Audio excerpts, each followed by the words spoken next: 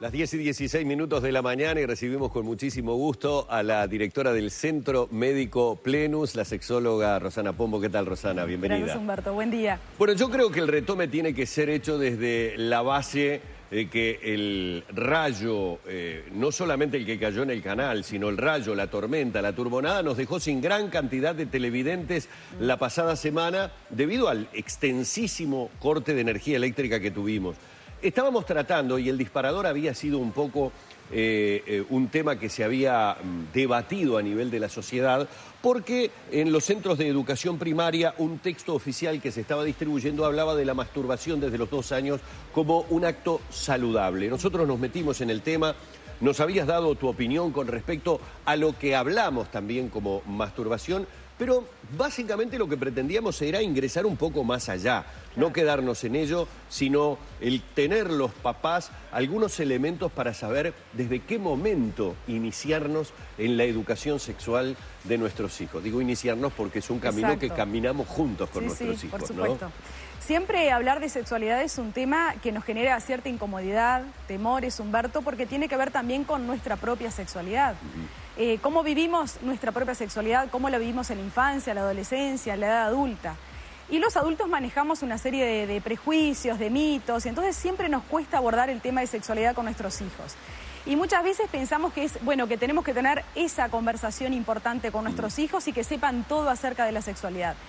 Y es un proceso que, como decíamos, empieza desde antes del nacimiento, con ese deseo de tener un hijo, de qué sexo nos gustaría, el color de la ropa que le elegimos, las expectativas que tenemos en cuanto al futuro.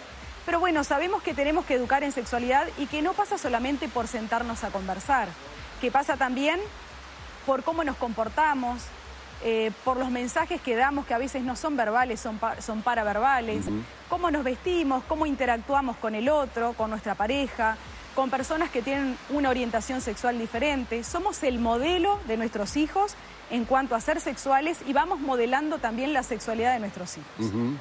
¿Cuándo dirías que, porque más de uno se lo puede estar preguntando, podemos comenzar a hablar explícitamente de la cuestión sexual? Es decir, ¿cuándo determinado tipo de juegos o determinado tipo de actividades dejan de pasar de ser una cosa inconsciente a pasar a hacer algo consciente, que bueno, ya debo hablar con mi hijo, con mi hija, porque ya está en edad de entender? Eso es lo que normalmente solemos decir los papás.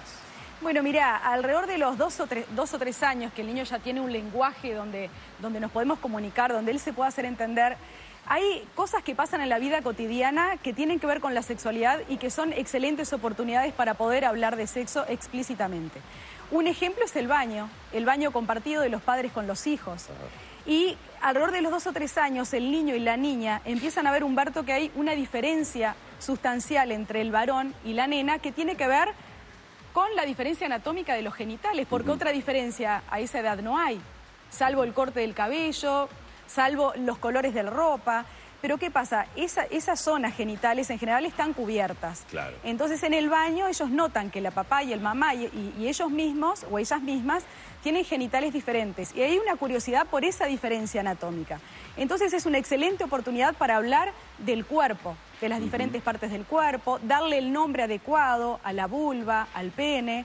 Que muchas veces ya se incursionaron por el jardín, ya empiezan a tener algunos apodos, esas zonas genitales que son incorrectos. Sí. Ya podemos hablar quizás de la reproducción. Es típico a esa edad que un niño o una niña de 3 años empiecen a curiosear o a preguntarse de dónde venimos, si esperan un hermanito, si la mamá está embarazada también, bueno, ¿qué tenés en la panza? Cómo entré en la panza, cómo salí, ¿de acuerdo? Entonces tenemos que empezar a hablar explícitamente y de forma concreta, porque a esa edad el niño no tiene mucha capacidad de reflexión, entonces tenemos que ser muy concretos y explícitos. Vamos a ir cerrando, pero dijiste algo que me parece muy importante porque uno lo ha escuchado en forma casi permanente, el tema del lenguaje a utilizar. Exacto. Cuando digo en forma permanente, existe una tradición, yo diría que casi generacional, de que choquen determinado tipo de palabras. Es más, a veces se nos ha señalado a los comunicadores y se nos ha criticado por utilizar en determinados horarios determinado tipo de palabras, con las que correctamente se define, por ejemplo, un órgano sexual masculino o un órgano sexual femenino.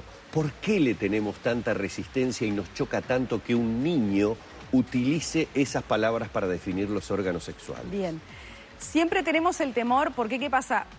Tenemos el temor como de sexualizar a nuestros niños. Y que si sexualizamos a nuestros niños, de alguna forma los vamos a despertar en ciertas prácticas o ciertos pensamientos que no son adecuados para ellos. Cuando nombramos las partes íntimas del cuerpo, el pene y la vulva, nos genera cierto choque porque estamos pensando en la relación sexual, estamos pensando en la penetración, estamos pensando en la masturbación, pero el niño a esa edad no está pensando en eso, está pensando en un órgano de su cuerpo y que tiene un nombre. Preferimos decirle un diminutivo porque también... ¿Tiene el mismo valor decir mano, dedo? Exacto. ¿Que vulva o pene? Para el niño en ese caso. En ese caso. Quien le pone la carga compleja es el adulto. Compleja o peyorativa. Si tú te pones a pensar, los diminutivos para la zona genital femenina vulva, en general son peyorativos. Y en general los diminutivos o los apodos para el órgano sexual masculino son de potencia, es de verdad. poder. No lo habías visto de esa manera, pero estamos condicionando enormemente, ¿no? Con ese tipo de... Me dicen que lamentablemente, ¿cómo se nos va el tiempo siempre con Rosana? Más cuando entramos en tema y entramos en materia. Debo confesar que sigo formando parte de una generación de dinosaurios que ciertas cosas me cuestan enormemente, más en un medio de comunicación. Y ahora estoy seguro que me van a tirar más de uno de las orejas, aunque sepa que está correcto y aunque sepa que está bien lo que estamos haciendo. Hay que nombrar las cosas, las partes íntimas. Hay que llamar a las cosas por su nombre. Exactamente. Bueno, muy bien, gracias Rosana, por nuevamente favor, un gusto por este y siempre encuentro. las órdenes, Humberto. Bueno, muy bien, seguimos con